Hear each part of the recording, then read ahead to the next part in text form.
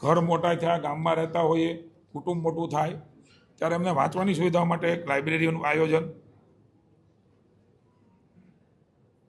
રમશે રાજકોટ, આગળ વધશે રાજકોટ.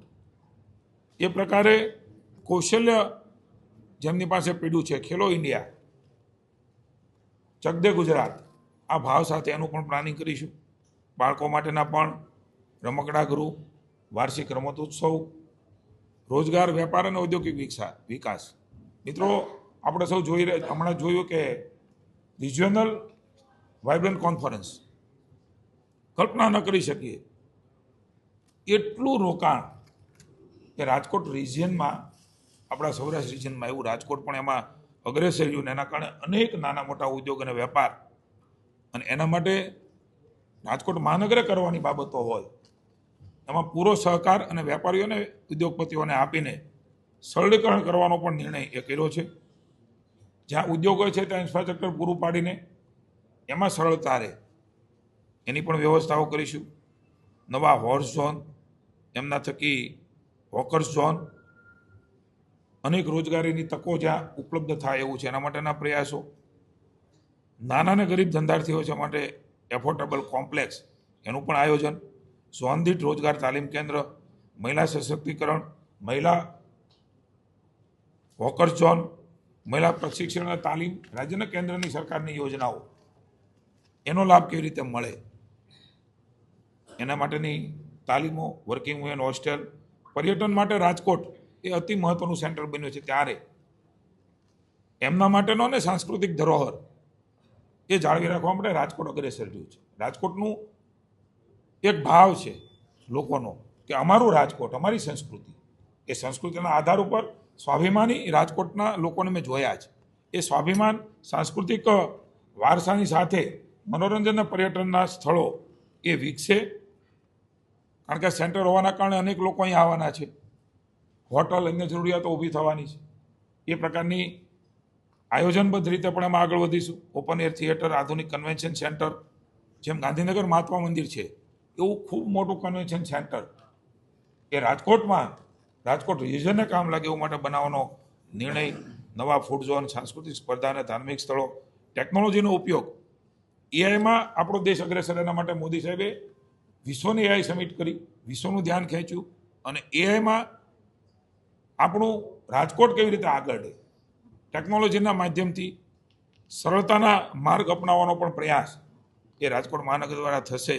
ઓનલાઈન સેવાઓ, અદ્યતન ફાયર બ્રિગેડ, સિનિયર સિટીઝન માટે કરવેરામાં વિશેષ રાહતો, સોલાર ઉર્જા વપરાશકર્તાઓને કર રાહત, વ્યાપાર ઉદ્યોગને રહેણાંક એકમોને પ્રોત્સાહન, આવી અનેકવિધ યોજનાઓ આ સંકલ્પમાં લઈને આવનારા સમયમાં રાજ્યની જનતા સમક્ષ અમે આ સંકલ્પપત્ર જાહેર કરીએ છીએ. અને પુનઃ એકવાર અમારા સૌ વતી રંગીલા રાજકોટની જનતાને આપણું આ રંગીલું રાજકોટ એ વધારે ઊંચાઈએ પહોંચે, મેટ્રો સિટીની સ્પર્ધા કરી શકે એવું રાજકોટ બનાવવા માટે ભારતીય જનતા પાર્ટી એ કટિબદ્ધ છે. સૌનો અને આપ સૌનો પણ, પત્રકાર મિત્રોનો અમે સહકાર માગીએ છીએ, આશીર્વાદ માગીએ છીએ. જનતાની સેવાળી સંગઠનના ભાવ સાથે આગળ વધી રહ્યા છીએ ત્યારે પુનઃ એકવાર જનતાનો ઋણ સ્વીકાર કરીએ ને પુનઃ એકવાર ભારતીય જનતા પાર્ટીનું શાસન રાજકોટમાં આવવા જઈ રહ્યું છે ત્યારે જનતાને વિશ્વાસ અપાવીએ છીએ. સરકારને સંગઠન વતી ક્યાંય કચાશ એ લોકોની સેવામાં રાજકોટ મહાનગરપાલિકા અને રાજકોટ ભારતીય જનતા પાર્ટી રાખશે નહીં. મિત્રો, આજનો દિવસ એ ઐતિહાસિક છે. એ દિવસે સંકલ્પપત્ર જાહેર થયું છે. નારી શક્તિ વંદના અધિનિયમ, માની મોદી સાહેબની જે દ્રષ્ટિ છે, વર્ષો સુધી એ વાતો થઈ, પરિણામો ન મળ્યા. ઈચ્છા શક્તિવાળું નેતૃત્વ હોય ત્યારે બહેનો પણ 33% અનામતમાં, આવનારા સમયમાં 33% મહિલા અનામત સાથે વિધાનસભા અને લોકસભા એ 29માં લડાવવાની છે. એ પછી ક્રમશઃ એ રાજ્યોને પણ અમલવારી થવાની છે.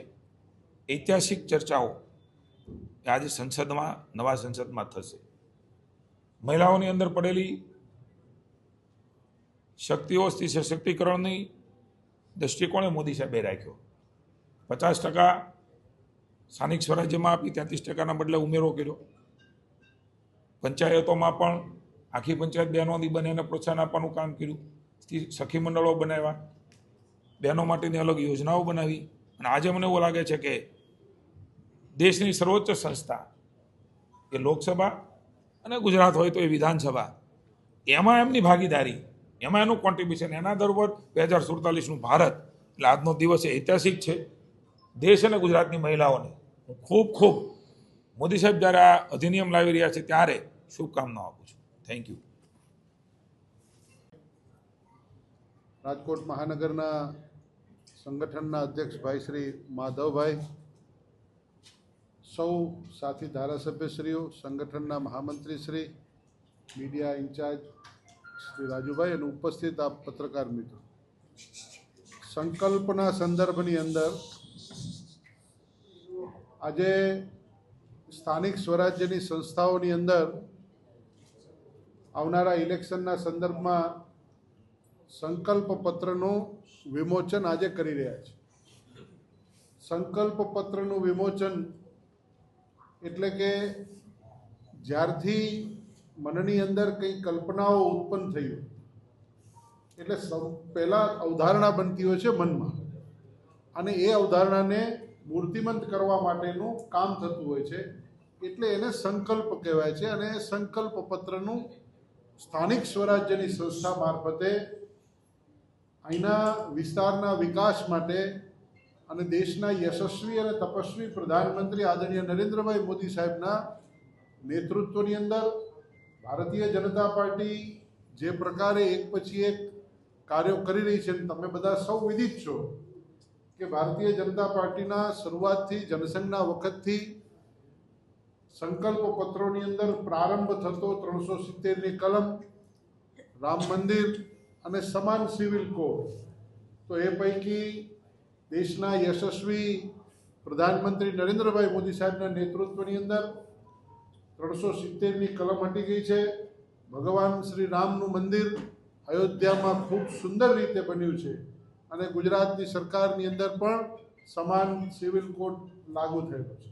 તો આ પ્રકારે સ્થાનિક સ્વરાજ્યની સંસ્થાઓમાં પણ વિકાસની રાજનીતિનો નવો કેડી કંડારેલી છે. જ્યારે માનનીય મોદી સાહેબ, ત્યારે ભારતીય જનતા પાર્ટીના નેતૃત્વની કેન્દ્રની સરકાર અને ગુજરાતની સરકાર, ડબલ એન્જિનની સરકાર, જે પ્રકારે સામાન્ય છેવાડાના માનવી સુધી સેવાના માધ્યમથી લોકોને કામ કરવા માટેનો અવસર આપી અને લોકોનું કામ કરવા માટેનું વ્યવસ્થા જે સ્થાનિક સ્વરાજ્યની સંસ્થા છે એના મારફતની જ્યારે વ્યવસ્થા થતી હોય છે, ત્યારે ભારતીય જનતા પાર્ટી સમગ્રતયા વિચાર કરતી હોય છે કે કયા પ્રકારે આવનારા દિવસોમાં આ મહાનગર રાજકોટનું કઈ દ્રષ્ટિથી, કયા કયા આયામોમાં, કયા કયા ક્ષેત્રોમાં કઈ કઈ રીતે કેટલો વિકાસનો પ્લાનિંગ કરશું એનો વિચાર લઈને સંકલ્પ પત્ર લેવાતો હોય છે. અને એ સંકલ્પ પત્રનું આજે અહીં માનનીય જીતુભાઈ વાઘાણી અને સમગ્ર ભારતીય જનતા પાર્ટીની ટીમ સાથે સૌ રાજકોટ મહાનગરના ધારાસભ્યશ્રીઓ સાથે મળીને આખું સંકલ્પ પત્ર આપના માધ્યમ દ્વારા લોકો સુધી અમે જવા માટે, લોકો સુધી તમારા માધ્યમ દ્વારા છેક છેવાડે લોકો સુધી અમારા સંકલ્પનો વિચાર પહોંચે કે ભારતીય જનતા પાર્ટીએ શું કર્યું અને આવનારા દિવસોમાં ભારતીય જનતા પાર્ટી શું કરવા માગે છે. પ્રધાનમંત્રી શ્રી મોદી સાહેબ અને મુખ્યમંત્રી શ્રી ભૂપેન્દ્રભાઈ પટેલ સાહેબના નેતૃત્વની ડબલ એન્જિનની સરકાર નીચે સુધી જે વ્યવસ્થાઓ કરી અને ગ્રાન્ટો ફાળવે છે, એમાં આવનારા દિવસોમાં રાજકોટ કઈ રીતે આગળ વધશે એનો સંકલ્પ પત્ર અત્યારે અમે ખુલ્લો મૂકી રહ્યા છીએ, જે આપના મારફત લોકો સુધી પહોંચે એવી આપ સૌને નમ્ર અપીલ પણ છે. અને ત્યારબાદ સમગ્ર વાત જે છે એ આખા સંકલ્પ પત્ર ઉપરની એ વાત માન્ય જીતુભાઈ પણ કરશે. લવ એક